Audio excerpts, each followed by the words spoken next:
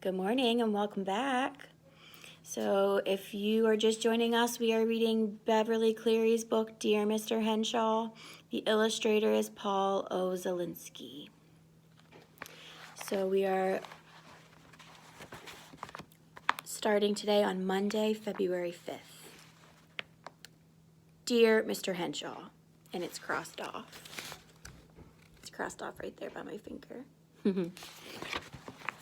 I don't have to pretend to write to Mr. Henshaw anymore. I have learned to say what I think on a piece of paper. And I don't hate my father either. I can't hate him.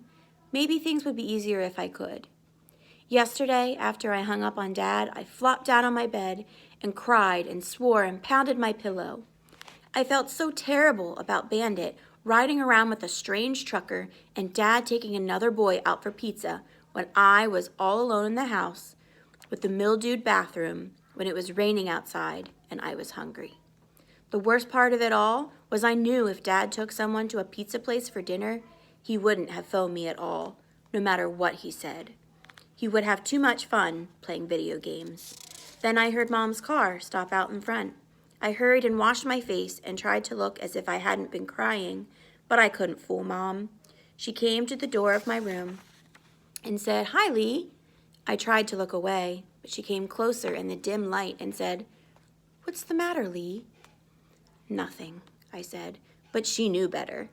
She sat down and put her arm around me. I tried hard not to cry, but I couldn't help it. "Dad lost Bandit," I finally managed to say. "Oh, Lee," she said, and I blubbered out the whole story, pizza and all. We just sat there a while, and then I said, "Why did you have to go and marry him?" "Because I was in love with him," she said. "Well, why did you stop?" I asked. "We just got married too young," she said. "Growing up in that little valley town with nothing but sagebrush, oil wells, and jackrabbits, there wasn't much to do." I remember at night how I used to look out at the lights at Bakersfield in the distance and wish I could live in a place like that. It looked so big and exciting. Seems funny now, but then it seemed like New York or Paris. After high school, the boys mostly went to work in the oil fields or joined the army, and the girls, they got married. Some people went to college, but I couldn't get my parents interested in helping me. After graduation, your dad came along in a big truck, and, well, that was that. He was big and handsome, and nothing seemed to bother him. And the way he handled his rig, well, he seemed like a knight in shining armor. Things weren't too happy at home with your grandfather drinking and all, so your dad and I ran off to Las Vegas and got married. I enjoyed riding with him until you came along, and well, by that time, I had had enough of highways and truck stops. I stayed home with you, and he was gone most of the time. I felt a little better when Mom said she was tired of life on the road. Maybe I wasn't to blame after all. I remembered, too, how Mom and I were alone a lot, and how I hated living in that mobile home. About the only places we ever went were the laundromat and the library. Mom read a lot, and she used to read to me too. She used to talk a lot about her elementary school principal, who was so excited about reading, she had the whole school celebrate books and authors every April. "Now," Mom went on, "I don't think playing pinball machines in a tavern on Saturday night was fun anymore. Maybe I grew up, and your father didn't." Suddenly, Mom began to cry. I felt terrible for making Mom cry, so I began to cry some more, and we both cried until she said, "It's not your fault, Lee. You mustn't ever think that. Your dad has many good qualities. We just married too young, and he loves the excitement of life on the road, and I don't." "But he lost Bandit," I said. "He didn't leave the cab door open for him when it was snowing." "Maybe Bandit is just a bum," said Mom. "Some dogs are, you know. Remember how he jumped into your father's cab in the first place? Maybe he was ready to move on to another truck." She could be right, but I didn't like to think so. I was almost afraid to ask her the next question, but I did. "Mom, do you still love Dad?" "Please don't ask that," she said. I didn't know what to say. I didn't know what to do, so I just sat there until she wiped her eyes and blew her nose and said, "Come on, Lee, let's go out." So we got in the car and drove to that fried chicken place and picked up a bucket of fried chicken. Then we drove down by the ocean and ate the chicken with rain sliding down the windshield and waves breaking on the rocks. There were little cartons of mashed potatoes and gravy in the bucket of chicken, but someone had forgotten the plastic forks. We scooped up the potato with chicken bones, which made us laugh a little. Mom turned on the windshield wipers, and out in the dark, we could see the white of the breakers. We opened the windows so that we could hear them roll in and break, one after another. You know, said Mom, whenever I watch the waves, I always feel that no matter how bad things seem in life, that life will still go on. That was how I felt too, only I wouldn't have known how to say it, so I just said, yeah, and then we drove home. I feel a whole lot better about Mom. I'm not so sure about Dad, even though, as she says, he has good qualities. I don't like to think that Bandit is a bum, but maybe Mom is right. Let me show you the picture.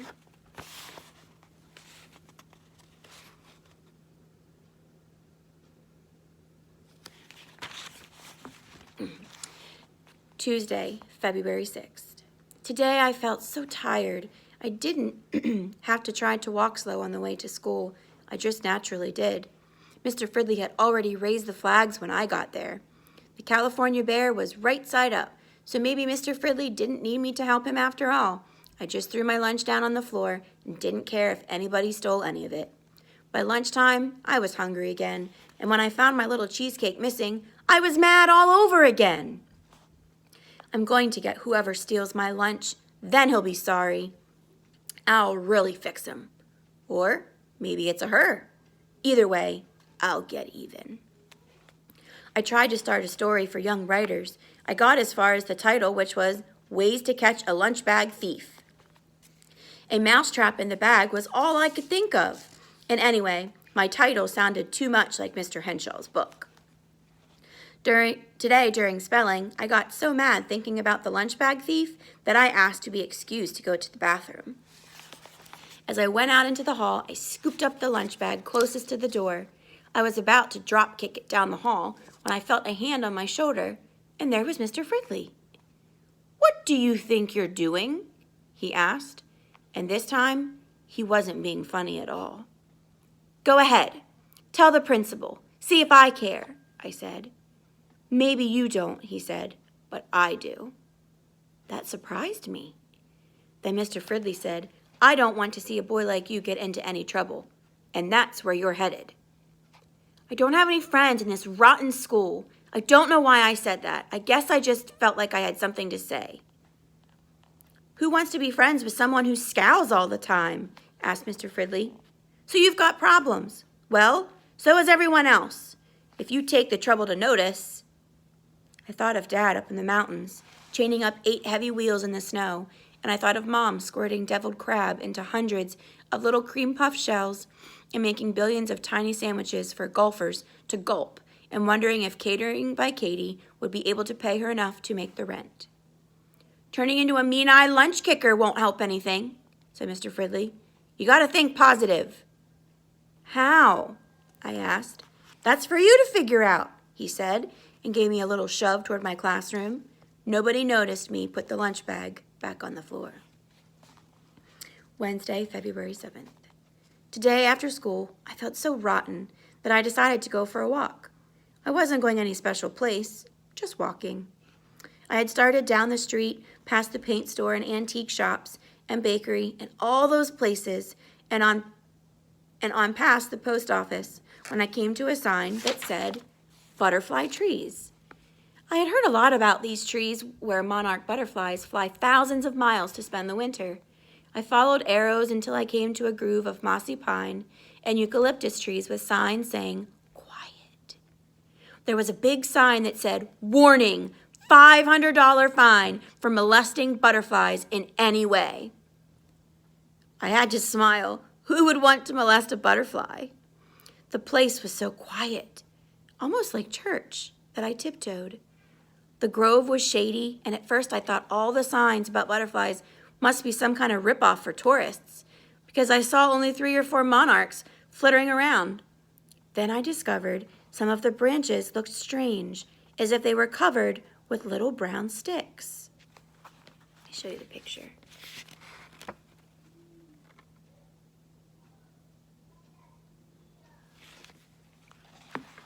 Then the sun came out from behind a cloud. The sticks began to move, and slowly they opened wings and turned into orange and black butterflies, thousands of them quivering on one tree. Then they began to float off through the trees in the sunshine. Those clouds of butterflies were so beautiful. I felt good all over, and I just stood there watching them until the fog began to roll in, and the butterflies came back and turned into brown sticks again. They made me think of a story Mom used to read about Cinderella returning from the ball. I felt so good that I ran all the way home, and while I was running, I had an idea for my story.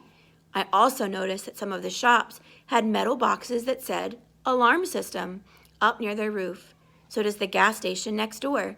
I wonder what is in those boxes. Thursday, February 8th. Today when I came home from school, I leaned over the fence and yelled at a man who works at the gas station, "Hey, Chuck! What's in that box that says alarm system on the side of the gas station?" I know his name is Chuck because it said so on his uniform. "Batteries," Chuck told me. "Batteries and a bell." Batteries are something to think about. I started another story, which I hope will get printed in the Young Writer's Yearbook. I think I will call it The 10-Foot Wax Man. All the boys in my class are writing weird stories full of monsters, lasers, and creatures from outer space. Girls seem to be writing mostly poems or stories about horses. In the middle of working on my story, I had a bright idea. If I took my lunch in a black lunchbox, the kind men carry, and got some batteries, maybe I could really rig up a burglar alarm. Friday, February 9th. Today I got a letter from Dad, postmarked Albuquerque, New Mexico. At least I thought it was a letter, but when I tore it open, I found a $20 bill and a paper napkin. He had written on the napkin, "Sorry about Bandit. Here's $20. Go buy yourself an ice cream cone. Dad." I was so mad, I couldn't even say anything. Mom read the napkin and said, "Your father doesn't mean you should actually buy an ice cream cone." "Then why did he write it?" I asked. "That's just his way of trying to say he is really sorry about Bandit.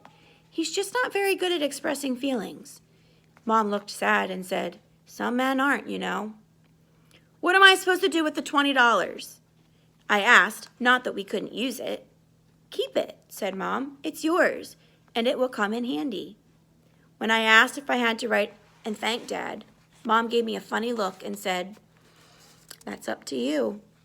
Tonight, I worked hard on my story for young writers about the 10-foot wax man and decided to save the $20 toward a typewriter.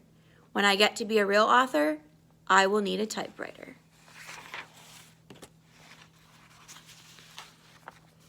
All right, here's our discussion questions to think about.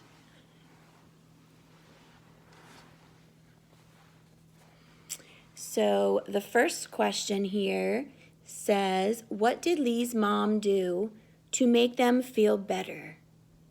Beginning of the reading today. What did Lee's mom do to make them feel better? Question 2, what is a good quality that you have? Make sure you explain your answer. So a good quality, think about character traits. What are some good character traits that you have? Be able to back up your answer with evidence. Number 3, would you be friends with Lee? Why or why not? Was there something in the book that made you say, "Oh man, he'd be a really cool friend"? Or was there something that happened in the book that you would say, him and I wouldn't be such good friends? So would you be friends with Lee? Why or why not? Question 4, what advice would you give Lee? Advice is some words of wisdom or words of encouragement to give someone when they're going through something. So when you're in a friendship and you're going through a difficult situation, you might go to your parents, or some of you, when we're at school, you come and you ask for advice. So you just want some guidance of what to do. So what advice would you give Lee right now in this section of the book? And question 5, did Lee's reaction to getting the $20 surprise you? Why or why not? Were you expecting him to react that way when he got the money in the mail? So those are the questions. Make sure that you have thought about those questions for our next meeting. All right, can't wait to see you.